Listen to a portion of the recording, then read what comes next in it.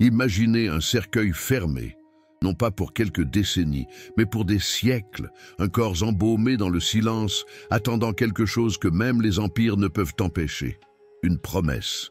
Au cœur de l'Égypte, là où les pyramides s'élèvent comme des doigts pointant vers le ciel, reposait l'homme qui un jour régna aux côtés des pharaons, mais qui n'appela jamais cet endroit son foyer.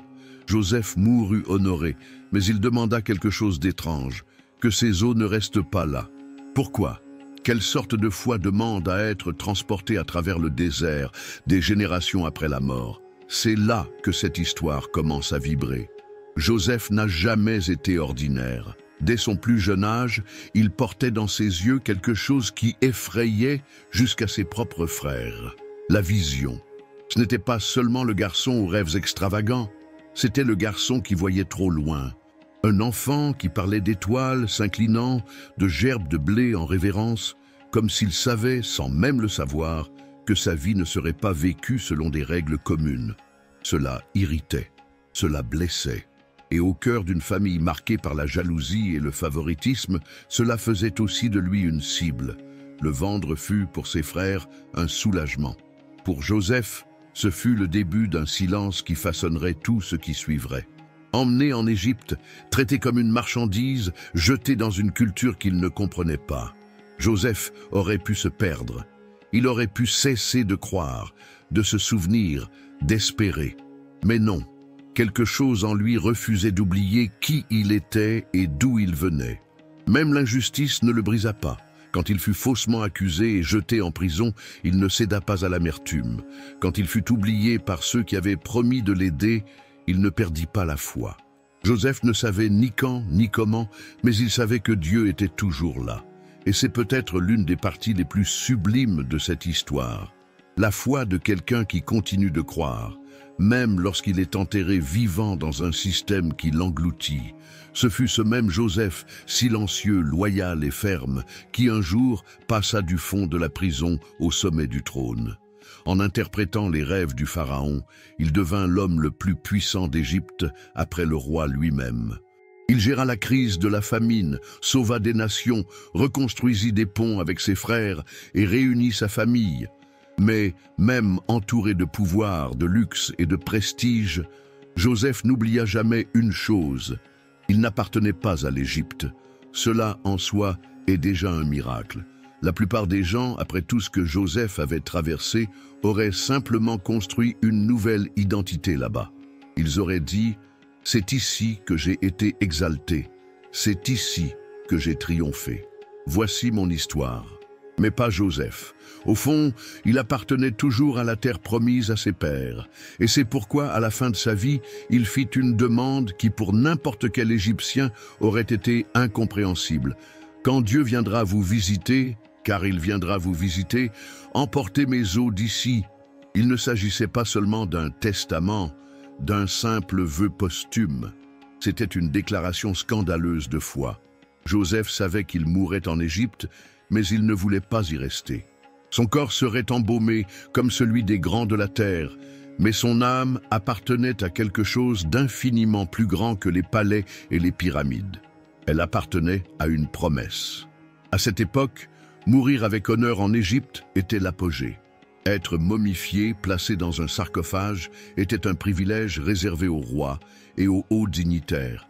Et Joseph, en tant que gouverneur d'Égypte, avait ce droit. Son corps fut préparé avec soin, respecté, conservé, mais immobile, incomplet. Car bien qu'il ait tout conquis, Joseph savait que l'histoire n'était pas encore terminée. Peut-être dans ce détail silencieux, ce corps attendant dans un sarcophage, réside l'une des plus grandes leçons de la Bible.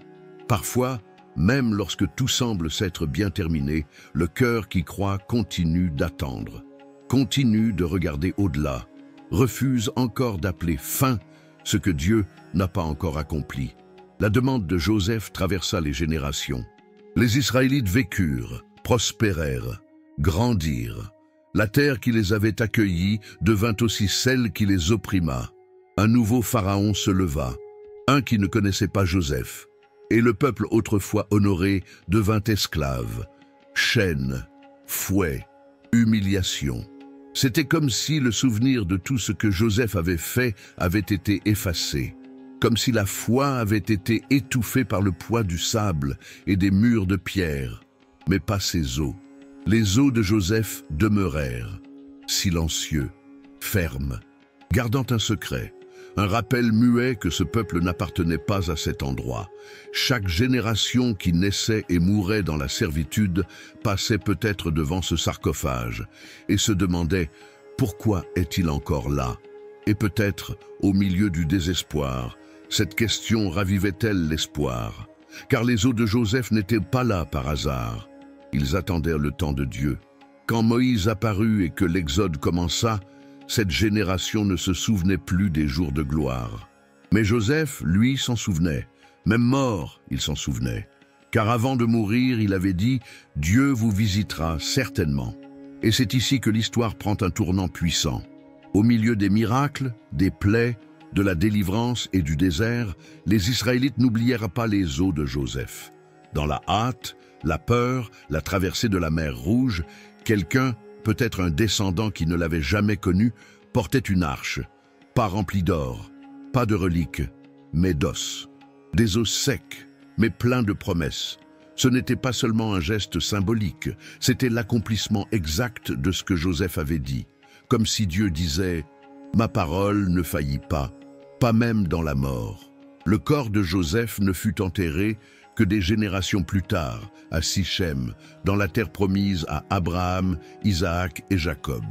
Ce qui semblait n'être qu'une instruction funéraire se révéla être une clé prophétique.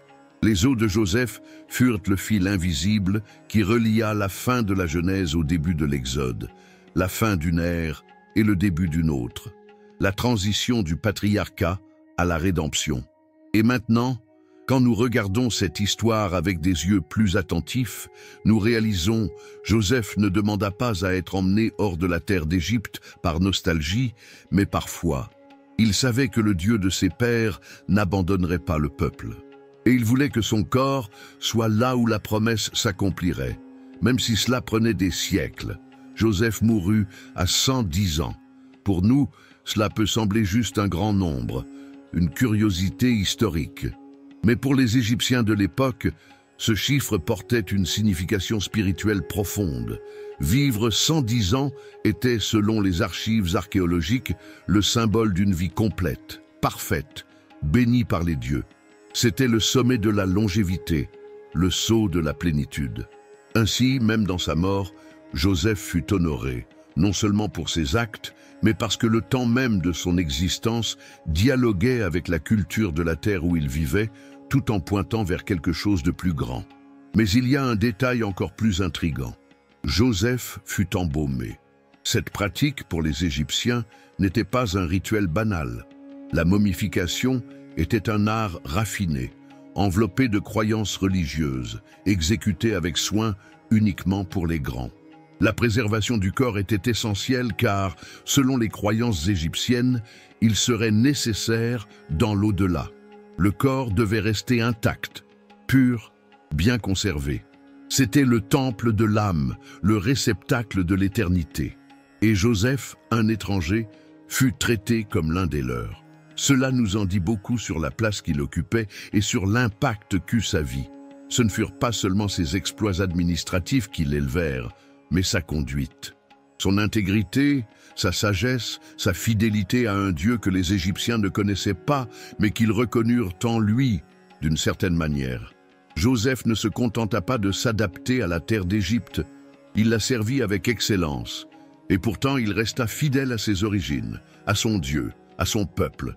Son corps fut placé dans un sarcophage, fermé, scellé, et là, il resta, des années, des décennies, des siècles. Pendant ce temps, le temps passa. La génération de Joseph disparut. Ses frères moururent, ses fils vieillirent, et la mémoire commença à s'effacer comme de la poussière dans le vent, jusqu'à ce qu'un nouveau roi se lève sur l'Égypte, un qui ne connaissait pas Joseph, un qui ignorait les jours où un Hébreu avait sauvé la nation. Pour lui, les descendants de Jacob n'étaient qu'un peuple étrange, trop nombreux, trop fort, trop dangereux. et ainsi commença le cycle de l'oppression. Ce qui était autrefois honneur devint humiliation. Ce qui était liberté devint servitude. Les Israélites, qui marchaient jadis la tête haute, travaillaient désormais sous le poids des briques et des chaînes. Les mains qui créaient autrefois n'obéissaient plus qu'aux ordres. Les fils naissaient au milieu des gémissements. Les mères pleuraient sans consolation, et pourtant, le peuple croissait. Peut-être beaucoup pensaient que Dieu avait oublié, que la promesse faite à Abraham s'était éteinte, que l'Égypte était désormais la fin du chemin. Mais il y avait un sarcophage, un rappel silencieux, ferme, immuable, une tombe qui disait sans mots « ce n'est pas encore fini ». Les os de Joseph attendaient, comme s'ils étaient de l'encre d'une promesse non oubliée. Ils étaient là pour rappeler que Dieu n'est pas homme pour mentir, que même quand tout semble perdu, il agit encore. Et puis vint Moïse, pas avec une épée, pas avec une armée, mais avec un bâton et une parole « Laisse partir mon peuple ». L'affrontement entre le Seigneur et le Pharaon ne fut pas seulement politique, mais spirituel. Une confrontation entre la volonté de l'homme et la souveraineté de Dieu, entre les dieux d'Égypte et le Dieu d'Israël. Et au cœur de ce conflit, entre plaie et résistance, une nation entière commença à se mettre en mouvement. Et au milieu de ce mouvement, les os de Joseph furent emportés. La Bible dit que Moïse emporta les os avec lui. Ils ne furent pas oubliés. Ils ne restèrent pas en arrière. Car cette demande, ce détail apparemment mineur, était en réalité le lien entre l'histoire ancienne et la nouvelle étape. C'était le pont entre la foi des patriarches et l'espoir de la nouvelle génération. Comme si Joseph disait « Vous ne quittez pas seulement l'Égypte, vous accomplissez quelque chose qui a commencé bien avant. » Et il y a quelque chose de profondément émouvant là-dedans. Imaginez le peuple en marche, quittant une terre qui les avait écrasés, avançant vers l'inconnu, portant des enfants, de la nourriture, des tentes et un cercueil contenant les restes de quelqu'un qui avait rêvé avant eux tous. Joseph n'a pas vu la mer s'ouvrir, il n'a pas marché dans le désert, mais sa foi a traversé tous ses chemins. Ses os, gardés en silence pendant des générations, sont devenus les témoins de l'accomplissement de la promesse. Et plus encore, un signe que Dieu est fidèle, même dans les interstices de l'histoire. Quand ils arrivèrent enfin dans la terre promise, les os de Joseph furent inhumés à Sichem, un lieu chargé d'une profonde valeur symbolique, la terre de ses ancêtres, un territoire d'héritage. Ce ne fut pas seulement un enterrement, ce fut un jalon, une fin et un commencement, une clôture de cycle. Le garçon rêveur, l'esclave, le gouverneur, le prophète reposaient désormais en paix, car tout ce en quoi il avait cru s'était accompli. Et peut-être est-ce pour cela que cette histoire résonne tant en nous. Nous avons tous, d'une certaine manière, nos os de Joseph, des promesses faites dans des temps de foi, qui semblent endormis dans des sarcophages de silence. Des choses que Dieu nous a dites, que nous gardons au fond de l'âme, mais que le temps, la douleur et l'attente ont tenté d'enterrer. Mais les os de Joseph nous rappellent, ce que Dieu promet, il l'accomplit.